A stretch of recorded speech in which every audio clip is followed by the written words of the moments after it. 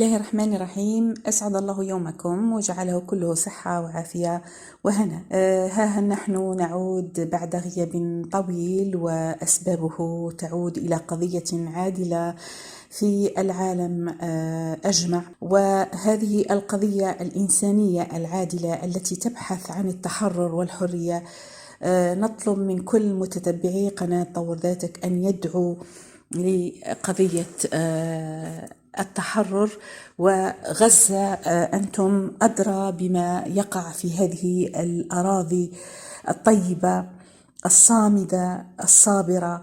وفي هذه الأيام التي نحن مقبلون على أشهر حرم، فما عسانا إلا أن ندعو لإخواننا وأخواتنا هناك بالصحة والعافية، وإبعاد الظلم والظلمات عنهم ونصرهم القريب بإذن الله. فعودتي في هذه الأيام لأذكر أن قناتكم قناة طور ذاتك، القناة التي تهتم بالصحة والعافية والجمال وجمال الروح، في هذه الأيام أيام الشتاء البارد هناك نزلات برد ونزلات الزكام الحاد.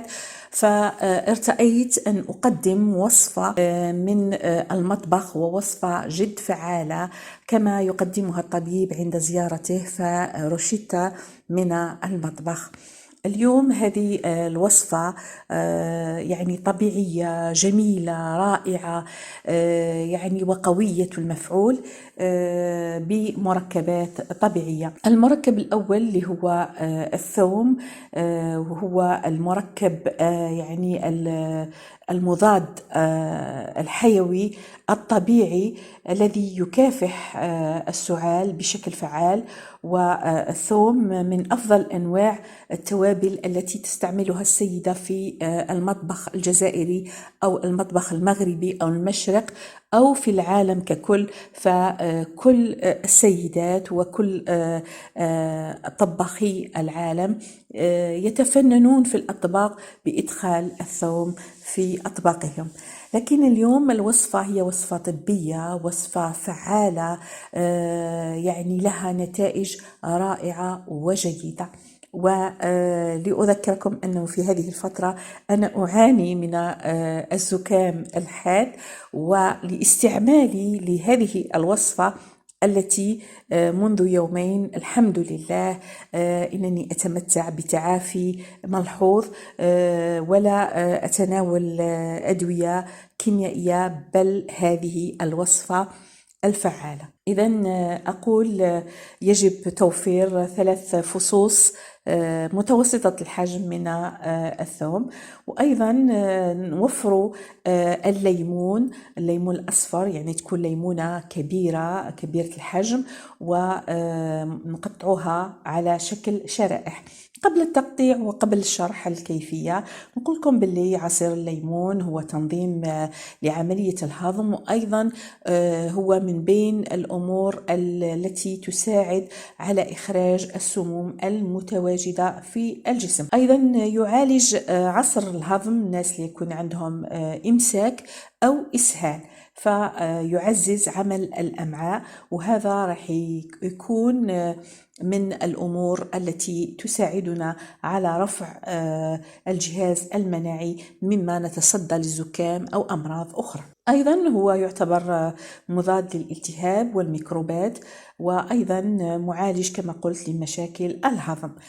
البصل وهو أيضا من العائلة التي تقرب للثوم، هو أيضا من مقترحات هذا الفصل التي يجب أن نركز عليها في مأكولاتنا في سلطاتنا لنتناولها ولنعزز المناعة. إذا نزيد نضيف البصل اللي هو جد فعال في هذا الموسم، يعني تواجده في السلطات أو كعصير. نشرح فيما بعد كيفية التعامل مع عصير البصل. نقول لكم باللي البصل هو مفيد لأمراض القلب، وأيضا الناس اللي يعانوا من السكري، يعانوا من هشاشة العظام، فإدخال البصل في أطباقهم هو من الضروريات. إذن البصل هو مركب ضد الالتهاب، وأيضا الناس اللي يعانوا من الكوليسترول وأيضا هو مضاد للأكسدة. يستخدم البصل في عدة تركيبات للعلاج. يعني في القدم كان يدخل في عدة تركيبات للعلاج. اليوم رايحين نشرح طريقة رائعة ويعني جد فعالة، هي عصير الليمون مضاف إليه فصوص الثوم اللي تكلمنا عليهم. إذا يتم تقطيع يعني شرائح الليمون، ويتم إضافة الفصين من الثوم اللي قلنا هما يكونوا متوسطين في الحجم تاعهم، وإضافة كوبين من الماء، ووضعها على نار هادئة حتى الغليان. ثم يتم غلق النار وترك هذا يعني يتم تنقيع هذا الليمون مع هذه الفصوص تاع الثوم حتى يصبح يعني هذا العصير فاتر. ثم إدخاله على جهاز يعني الميكسر أو الخلاط الكهربائي حتى يتجانس الثوم مع يعني الليمون اللي هو بقشوره، يعني تم تقطيعه على شكل دائري، يعني مع القشور مع البذور الداخلية كلها. يعني وبعد ما تم الغلي يصبح يعني سهل هرسها في الجهاز. يصبح هذا العصير يعني كثيف، ويتم تصفيته في كأس. يشرب وهو دافئ، يعني يشرب وهو دافئ قبل النوم بساعة، يعني قبل ما نروحوا نخلدوا للنوم ليلا نشرب هذا المشروب. ثم نرجع للوصفة اللي تليها بعد ربع ساعة.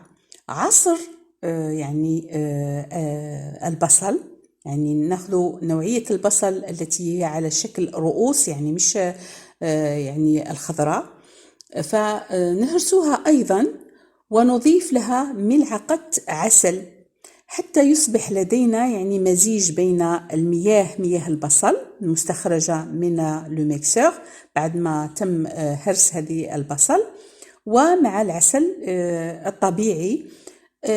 نأخذ ملعقة من هذا المستحلب، مستحلب البصل أو عصير البصل. يعني هذا تركيبة، يعني عصير الأول ثم ملعقة من البصل، يعني بيناتهم ربع ساعة، يعني بين العصير والملعقة البصل.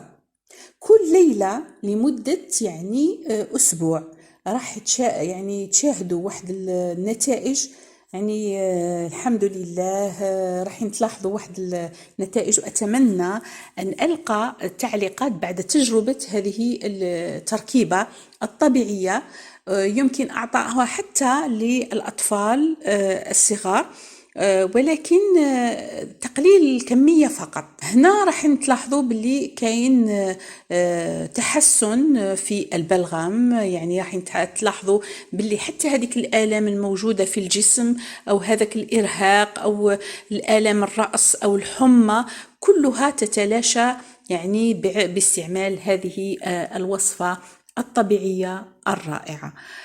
نقول لكم نتمنى لكم الصحة والعافية، نتمنى لكم جمال الروح ورفع الأيادي والتضرع للمولى عز وجل بنصر إخوتنا في غزة.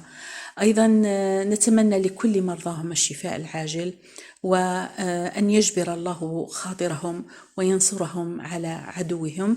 نقول لكم تحية وتقدير لكل من يتتبع قناة طور ذاتك. إلى الملتقى إن شاء الله.